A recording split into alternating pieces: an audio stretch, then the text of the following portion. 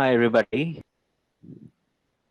Okay, so the workshop is basically on how do you grow with LinkedIn and what are some basic hygiene factors that we keep in mind when we actually announce ourselves on LinkedIn or position ourselves as a professional on LinkedIn, right? So, a little about me. I believe marketing is my passion, and I am a strategist by profession. My core competency is something that I'm really good at is I love analyzing business models and revenue models, and I really am a professional when it comes to mapping my business goals to marketing channels for my clients. I'm really good at identifying website user experience gaps and analyzing what are the best channels to reach out to while maintaining a UI and a UX hygiene. So I have also been really hands-on with working on various clients, whether they are selling banking products or they're selling medical products. I've been working with agencies and I've been working with FMCG brands. I have also been a speaker and I've been a trainer at various educational forums. So, been in the industry for the last 12 years, and I really have seen LinkedIn as a platform evolve for us. Um, so let's just dive into some core facts about LinkedIn. So, LinkedIn, when it was started in 2002, a lot of people didn't really know why LinkedIn existed. In my own experience, people just looked at LinkedIn as a platform to find jobs, right? But LinkedIn is basically based on a concept called 6 degrees of separations. So 6 degree of separation means it's a hypothesis where it's believed that anybody between you and anyone that you can imagine, there are just about 6 links in the process, right? So even if it is Bill Gates or Prime Minister Narendra Modi or it's Elon Musk, doesn't matter. There would just be about 6 people between you and the person that you want to connect with, and which is why the LinkedIn algorithm works in circles of degrees. So uh, anybody who is directly related to you turns into the first degree. Their friends come into the second degree circle, and friends of the friends come into third degree circle, and so on. So when you are signing up with LinkedIn as a user, you basically have access to the first and the second degree users. And as you cross a certain amount of friends and threshold, LinkedIn slowly opens up the third degree circle to you as well. So what we are going to look at is how do you create an effective LinkedIn profile and also ensure that there is some kind of a sustenance in terms of driving the right quality of attention from the right people, from the right um, companies. You might be working as a consultant, or you might be working as an employee to a company, or you would probably want to start with your own business someday, or you're simply looking for opportunities to learn or opportunities to grow within the industry of your choice. So this workshop is really going to be very helpful in terms of setting your LinkedIn basics and LinkedIn hygiene correct. So let's understand the ecosystem in which LinkedIn operates. So as a product, LinkedIn has 4 different platforms. So one starts with, of course, the profile that you're working with, but beyond that, each of these profiles are linked to the marketing solutions, which is aimed at businesses and conglomerates to sell their products. Sales solutions, which is nothing but a CRM or a customer relationship management software, which allows businesses to track sales conversations and eventually keep track of how many leads are being generated.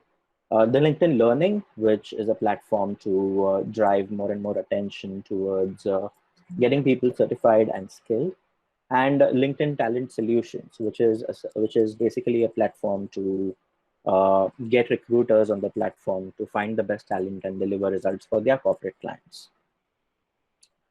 Uh, in its about 18 years of existence, LinkedIn has grown so much primarily because of the other companies that it has acquired. So, like we all know, that SlideShare is a part of LinkedIn, and Lynda.com, which has been acquired about 6 to 8 years back, has been converted into LinkedIn Learning. But there have been a lot of other acquisitions which have led LinkedIn to be what it is today. And as it has grown, LinkedIn has also been able to offer a regular user like you and me a lot of other features as well.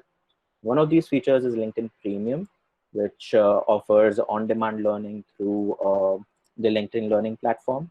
Um, Monthly in-mail, which is basically if you want to get from the first degree and the second degree circle to somebody, or you want to meet somebody or invite somebody to connect in the sixth degree circle, you could do that with the help of in-mail if you are a premium user. When you are a free user, you have limitations on how many people have actually seen your profile. But as a premium user, you have an unlimited view, and you also have a limited threshold as to how many people have applied for a certain job and how many people are the right candidates in terms of priority. So as a premium user, you get a preference as a featured applicant, and a lot of more opportunities open up to you.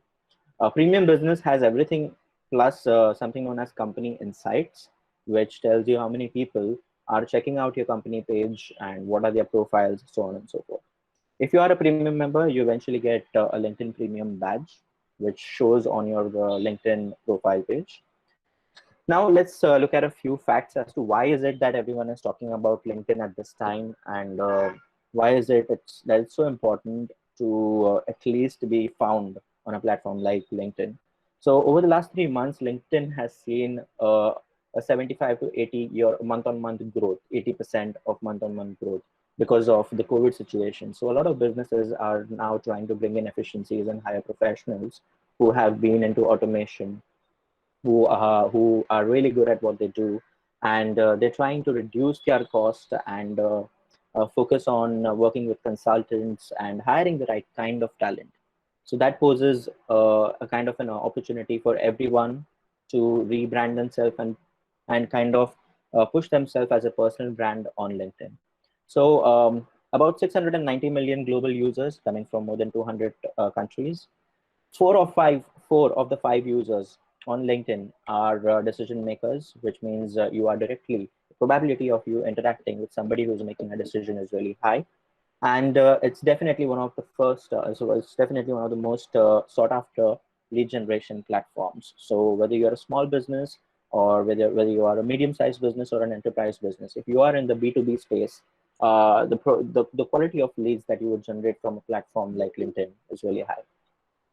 Beyond that, if you look at the map, it's kind of very obvious that a large part of the members on LinkedIn come from the United States, but it's not limited to the United States anymore. So it's kind of the users are spread across the world. So 61% of LinkedIn users are millennials, are people like you and me in the age group of 25 to 34, who are who are trying to make it big in the world, who are trying different ways to connect with the right kind of people. 50%, 57% of LinkedIn's traffic is coming or being accessed from mobile devices, which also means that the pace at which decisions are being made are also in a blink of an eye. 70% of LinkedIn users are outside the United States, which makes it a global platform as is. And 30 million companies are already on LinkedIn, which means a large amount of B2B marketers are going to be on LinkedIn as well. So 89% of B2B marketers are on LinkedIn, primarily for lead generation. So this opens up a lot of other possibilities for people who are looking to fund their business, people who are looking to hire talent for their business, people who are